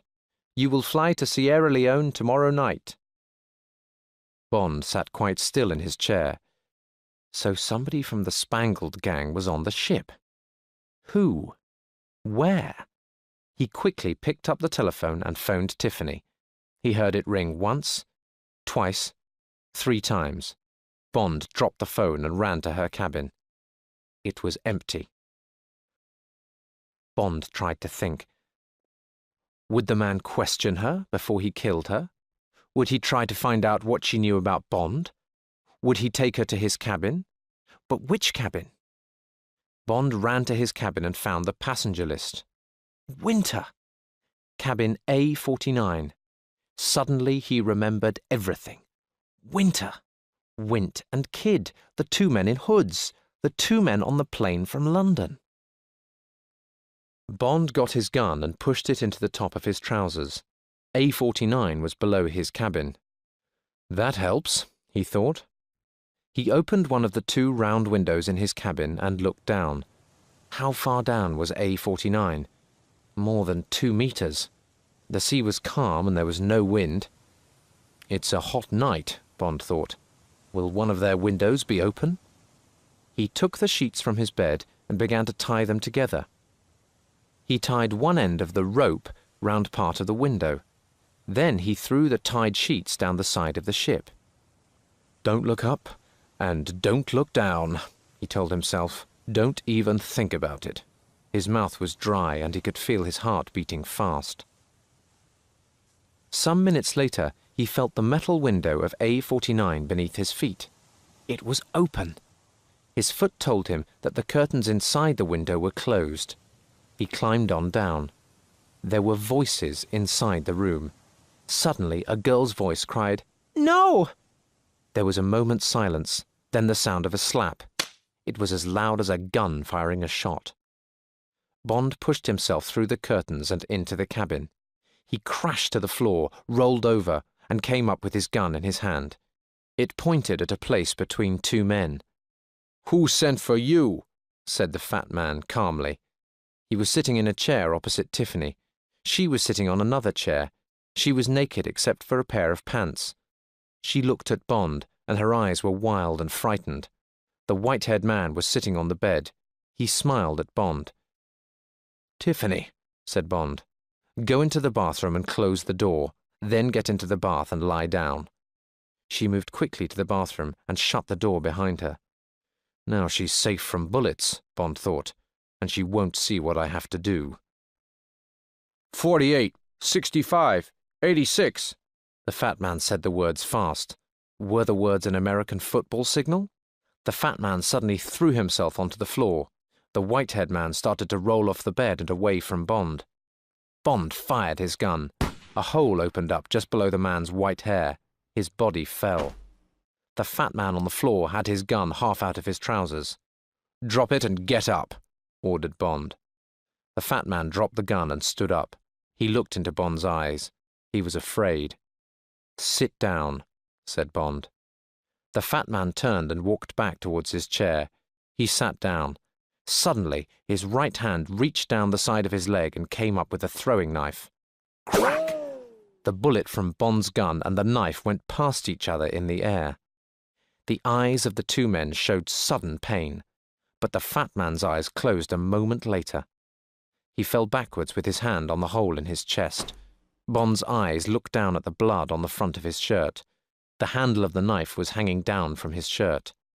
He turned and looked out of the open window. Very slowly, his body started to relax. After a moment or two, he pulled the knife from his shirt and threw it out of the window into the darkness. He walked across to the bathroom. "Tiffany, it's me," he said, and opened the door. She was lying face down in the bath with her hands over her ears. He helped her out of the bath and stood with his arms round her. "You're hurt," she said. She took off his shirt and washed the cut on his chest with soap and water. Bond collected her clothes from the cabin and brought them back to the bathroom. "Get dressed," he said. "Then clean everything that you've touched. We don't want to leave any fingerprints." He went back into the cabin. For the next half hour he did everything very carefully. He held the gun over the hole in the fat man's shirt and fired a second bullet through the hole. Now there were smoke marks around the hole. Next he put the gun in the fat man's right hand. "You shot yourself," he told the dead man.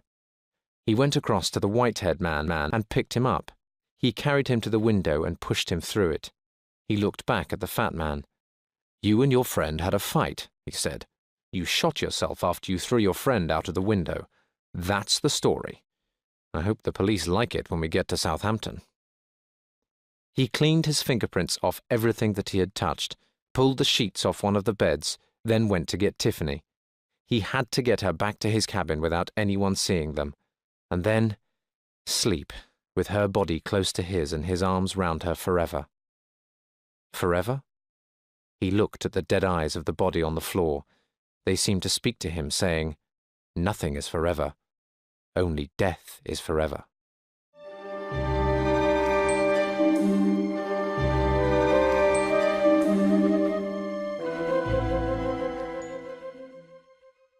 Chapter 19.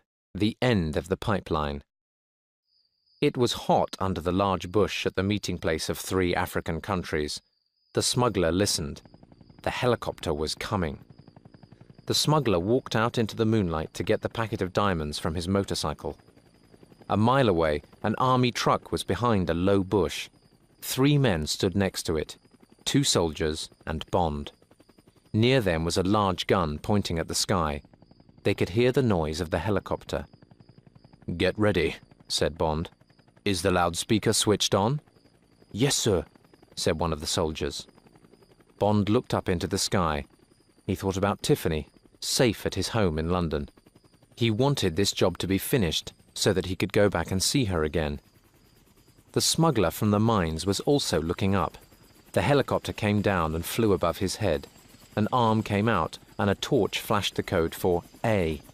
The man on the ground flashed back B and C. Then the helicopter landed. The pilot started to climb out. He was wearing a flying helmet. "That's unusual," thought the smuggler, "and he looks taller than the usual pilot." "Have you got the stuff?" asked the pilot. It was an American voice. "Yes," said the man from the mines. "Where's the usual pilot?" "He won't be coming again. I am ABC. I am closing the pipeline." "Oh," said the smuggler nervously. He gave the pilot the packet. Suddenly, the pilot took a gun from his coat and shot the smuggler 3 times. The smuggler's eyes opened wide with shock. Then he fell to the ground and lay still. "Don't move or we shoot!" The voice from the loudspeaker came across the open ground. The pilot ran towards the helicopter and climbed in. The door crashed shut behind him. Moments later, the helicopter began to move up into the sky. Bond shouted, "Now!" He was sitting on the seat behind the gun. The 2 soldiers turned the gun towards the sky and Bond shot at the helicopter.